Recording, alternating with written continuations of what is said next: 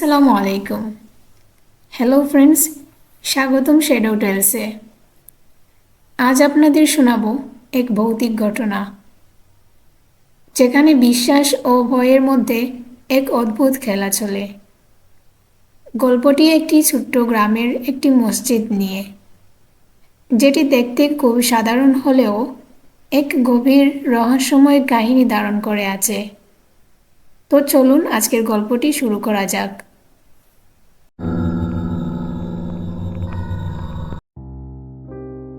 ঘটনাটি বহু বছর আগের একটি ছোট্ট শান্ত গ্রামের।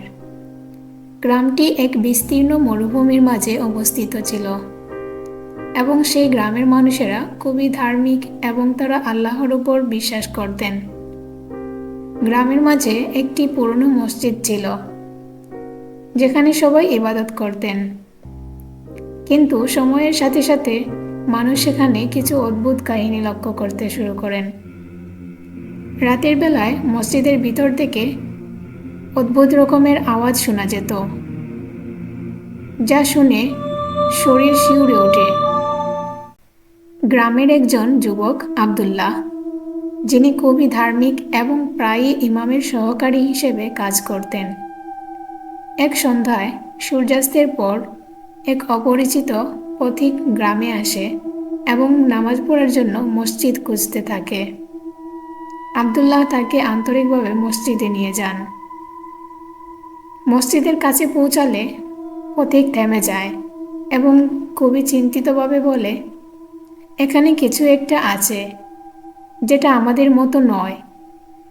আব্দুল্লাহ এটাকে পথিকের কল্পনা বলে উড়িয়ে দেয়। রাতে নামাজ পড়ে পথিক আবারও সাবধান করে, কিন্তু আব্দুল্লাহ দৃঢ়ভাবে জানায় যে এটি তাদের মসজিদ, আল্লাহর ঘর, সুতরাং এখানে ভয় পাওয়ার কোনো কিছুই নেই। আল্লাহ তাআলা আমাদের সবসময় নিরাপত্তা দান করেন। সেই রাতে আব্দুল্লাহ খাবার খেয়ে মসজিদে ফিরে আসেন তার ভুলে যাওয়া তাসবিহটি নিতে। হঠাৎ তিনি মসজিদ থেকে এক ফিসফিস আওয়াজ শুনতে পান। প্রথমে ভেবেছিলেন ইমাম সাহেব হয়তো নামাজ পড়ছেন, কিন্তু মসজিদ একেবারেই খালি ছিল। তিনি মনোযোগ দিয়ে শোনার চেষ্টা করলেন এবং আওয়াজটি আরও স্পষ্ট হলো। আওয়াজটি তার নিজের কণ্ঠের মতোই শোনা গেল, যা শুনে আব্দুল্লাহর গা শিউরে ওঠে। পরদিন আব্দুল্লাহ তার অভিজ্ঞতার কথা ইমাম সাহেবকে জানান। ইমাম সাহেব তাকে সতর্ক করে বলেন, রাতে একা মসজিদে যেও না, কিছু কিছু স্থান রাতের বেলায় অশুভ হতে পারে। ইমাম সাহেব তাকে ইঙ্গিত করে বলেন, বহু বছর আগে মসজিদে এক অস্বাভাবিক ঘটনা ঘটেছিল। সেই সন্ধ্যায় পথিক আব্দুল্লাহকে জানান, কয়েক দশক আগে একজন পাগল এই মসজিদে আশ্রয় নিয়েছিল এবং সে অস্বাভাবিকভাবে কুরআন তিলাওয়াত করছিল। সারা রাত ধরে সে তার কণ্ঠকে পুনরাবৃত্তি করছিল এবং ভোরের আলোর ফোটার আগেই তাকে মৃত পাওয়া গিয়েছিল। সব কিছু জানার পরেও আব্দুল্লাহ সাহস করে আল্লাহর প্রতি ভরসা রেখে এক রাতে মসজিদে একা চলে যান এবং ইবাদত করতে শুরু করেন। ঠান্ডা বাতাস বয়ে যায় আর ফিসফিস আওয়াজ আরও জোরে শোনা যেতে থাকে, কিন্তু তিনি নির্ভয়ে আয়াতুল কুরসি পাঠ করতে থাকেন আর অনুভব করেন যেন কারা তার উপর নজর রাখছে। হঠাৎ চোখ খুলে আব্দুল্লাহ দেখেন মসজিদের শেষ প্রান্তে একটি কালো ছায়ামূর্তি দাঁড়িয়ে আছে।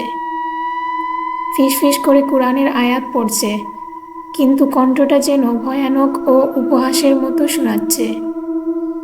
তিনি নিজেকে শক্ত রাখেন এবং তিলাওয়াত করতে থাকেন। ধীরে ধীরে ছায়াটি মিলিয়ে যায়, কিন্তু যাওয়ার আগে সে ফিসফিস করে বলে, আমাকে মনে রাখিস আব্দুল্লাহ। কণ্ঠটি তার নিজেরই মতো শোনালো। ভোরের আলোয় আব্দুল্লাহ মসজিদ থেকে বের হন আর আল্লাহর উপর তার বিশ্বাস আরও শক্ত হয়ে যায়।